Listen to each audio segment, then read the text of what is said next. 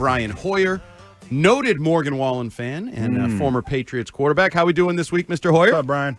I'm good. I see it's growing on you, Ted. I heard you humming along. I love it. Before we start, I think I got to just say one of the highlights of my weekend was sitting with Ted at the Hall of Fame induction ceremony and then watching him get up there and tell some great stories about Bill Parcells, which I that wasn't part of my era, but to see that crew of former players and hear Ted and Willie talk about Parcells, I can see where Bill Belichick got it from. Let's just say that. Okay, so Brian, I've observed Ted around a lot of ex-players, current players, athletes, and he generally sizes guys up. So I've seen him grab the love handles of one Brian Scalabrine. Yeah. I've seen him, when he talks to Vrabel, he grabs him by like the back of the arm to see if his tricep has been working out or if he's pinched the back of his arm. Did he touch you at all to see if you've been working out? No, he didn't, and I appreciate that. But you could take the player out of the game, but you can't take the game out of the player. No. He's sizing people up because he wants to know if he can truck them or not. And let me tell you something, though. B. Hoyer, he's got it tight and right. I mean, he is in good shape. Okay. My man. So you were sizing him. I didn't have to touch him to realize that I don't need to touch him. He's going to have to use full force to sack me. That's right. So. That's right, bub. All right, Brian. Let's get to Drake Maye. So a week ago, we were all super excited. Best game of his career. This week, there were some highs and some lows. I personally left the game feeling better about Drake Maye because I thought he's put together now 2 really good games. Were there turnovers? Obviously, there were some issues. But in total, the reason you had a chance to win that game, in my opinion, was Drake Maye. But how do you tie together these 2 weeks with Drake Maye, and do you see a guy that is developing in the right direction? Yeah, I don't disagree with you. I mean, I was getting ready to go. We were walking down the field, getting ready for halftime because we were going to celebrate Julian, at the ceremony. And that was that drive. So I missed a few plays, but by the time we get down the field, he hit the big in cut to Booty, I believe. And you're like, man, he's doing a great job. And that interception was unfortunate. I've run that play before, and it's kind of a misdirection. You bring the fast motion in, making the defense think Pop's going to go across the field. Well, he got a little tied up there with the defensive end and the tackle. He doesn't get out to the flat, and Drake sees Booty pop, and you'd like to have Drake out underneath the flat defender. And so that was part of it, and the ball's tipped. But I think the one thing we've always said at quarterback is regardless of, what the play looks like down there, you always want to throw high in the back end line. So I'm sure that's something he'll learn. Even if you feel like the guy's open, the windows down there, they just close so much faster than they do in the field. And it was just a series of unfortunate events. But the one thing that I've said and we see from Drake is he learns from those mistakes. So I'm sure we'll see in the coming future he'll have the opportunity and he'll put it high for Booty, especially a guy like Booty who can go up and get in the back end line. Brian, a guy that seems to maybe not learn from his mistakes is Demario Douglas. I mean, only 2 catches for 7 yards in this game, and he was the intended receiver on that critical 4th and 1 play. I don't know if you had a chance to dissect that play, but it was an interesting play for him to be the option on that play. He catches the ball a yard short, isn't able to break the tackle, and ultimately doesn't get the first down, and they lose the game. Do you have any impressions of that game? Like them going, you had Hunter Henry on the field, you had Steph Diggs on the field, you had Kayshon Boutte, Travion Henderson, and they decided to go to Demario Douglas in that situation. I was talking to Pioli over the weekend. He's like, in those critical situations, it's not about plays, it's about players. And they went to a player that I have a hard time understanding why they did. Your thoughts on that play and what they did there? Yeah, there was a lot of things that went into that play. And I don't know if you guys saw, but Orlovsky did a good breakdown just talking about Pop's alignment on the play. Like, yeah, you're off the ball, but this is the NFL. This isn't college. You got to cheat that a little bit. Check with the ref. Make sure you're getting everything you can. And ultimately, it was just a simple stick concept, which is a great play against the Steelers because of the zones and the mixture of zones that they play. And so, for the quarterback, it is, players over plays, but on that play, you have to read it outside in. And I felt like Drake made the right decision. And ultimately, and I hate when people do this, I saw a few kind of posts on X about this where there was freeze framed while he was catching the ball.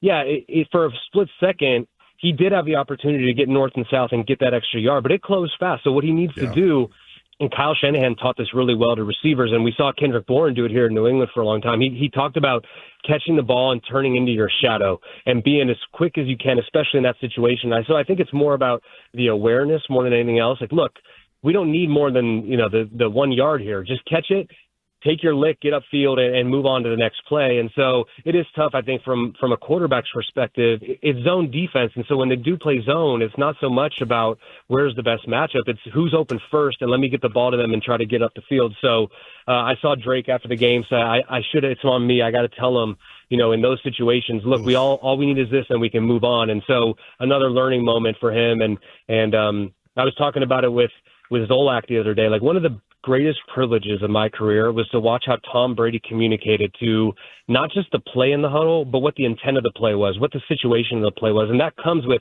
being so comfortable of calling the play and knowing what to do, that now I know how to tell everybody else what to do and what it is in the situation. So Drake will grow to that as well. One of the nice things we heard yesterday, Brian, from Drake Maye in the Monday interview was he said he believes and feels his voice is very important in that huddle and that he should do that, because I think some of us might believe, well, do you really need to remind Demario Douglas that he needs to get a yard, so he should knife forward and take that step? But Drake did take it upon himself, which is a sign of evolution and leadership as well, and that's a great stride forward. But speaking of strides forward, running game is stalling out. Only have, Drake's the leading rusher with 87 yards on the season. As far as the pass game goes, I know Drake has almost 800 yards passing, but do you feel like the team is doing a good enough job driving the ball down the field, or is it still kind of, in that short and intermediate range? Yeah, it is. But I think the one thing, look, 2 of the turnovers were on the 1 yard line or 2 yard line. I mean, they drove the field and got down there. If you really look at it, it's really a 14-point deficit just because of those 2 turnovers right there. And that's unfortunate because that wins the game. I mean, honestly, when you look at the stat sheet, and obviously the most important stat is win or loss, but if you look at the stat sheet, they should have won this game by 2 touchdowns. And that's when you put the ball in the other team's hands 5 times. I mean, I'm actually shocked it was as close as it was at the end of the game, just based on I'll never forget Bill just listing off the percentages. When you're -2 in the turnover margin, it's 60%. When it keeps going down, and so to be down in that turnover margin as much as it was, it just goes to show you they were moving the ball. They just got to stop giving it to the other teams. Former Patriots quarterback Brian Hoyer here on WEEI Afternoons. Brian, you've been with a lot of teams, a lot of coaches, a lot of locker rooms, and around a lot of players. Are guys watching to see how, for example, Ramondre Stevenson is handled, or even Pop Douglas, how he's handled? Are guys watching to see if guys are held accountable? What's it like as the player who's not in the critical spotlight, another member of the team, and how they watch how a coaching staff handles these questions? Yeah, well, unfortunately for me, I was being the quarterback. That's usually in the spot you were in. And so I think the one thing, that I like from Vrabel, at least to the media and to the public, is he's standing up for his players. Like, I saw what he said, look, I don't know what we need to do to fix Ramondre, and it needs to be fixed, but I know we're going to need him again at some point. And I think that helps in a guy's lowest moment. Look, and I feel for Ramondre. I played with him. He's very talented, but he struggled with fumbles. And just like if I told you, don't think of an elephant, what would you think about? You think of an elephant. Yep. And so it's one of those now, it's almost becoming more of a mental issue than it is a physical issue, because I've been there as a quarterback. You have a streak where you throw a few interceptions. What's the one thing you're doing back there? Don't turn it over. Well, you can't play the game like that. And so I think Vrabel, by doing what he is doing now, yes, I'm sure he's handling it, within those walls on the way he wants to do it and making sure that everybody knows that they're accountable. But at least publicly, by backing the guy and saying, look, we don't like what's going on, but we know we're going to need him again. It gives that trust that those players know that he's going to have their back. And so he's right. It has to be fixed. And I wouldn't be shocked if Ramondre has a lesser role, just to kind of send a message. And ultimately, the reason our Patriots teams were so great is because we were accountable to one another. It didn't take Bill, although we were always afraid of Bill. We didn't want to let the guys around us down. And so I think that when you get to that level, when you're the players that don't want to let your teammates down by turning the ball over or by committing penalties or whatever it might be, that's when you can take it to the next level. Brian, just your impressions on the defense. They ranked 28th in DVOA. The Steelers were able to get a game-winning drive. They had a lot of good series leading up to that final drive, but just not good enough. They only allowed 203 total yards, but the secondary dead last in giving up plays of 20 or more yards in the NFL with 18 of those.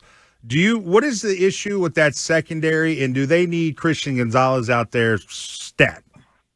Yeah, they desperately need Christian out there. And I think, look, it's a marathon, not a sprint. And so you got to be 100% sure that he's ready to go. I know he was out of practice last week. He went from questionable to, a scratch on Sunday. And who knows? We don't know if he woke up Saturday or Sunday and all of a sudden, the week of work, it was catching up to him and it felt tight. You can't put him out there too early and then all of a sudden lose him for another 5 weeks. I think that would be the worst part. And so, you look at that last touchdown drive, and Marcus Jones is a great slot corner, but he's outside playing and he's trying to jam, and that's not the position that he's supposed to be in. And so they're trying to make up for his departure right now, talking about Gonzalez.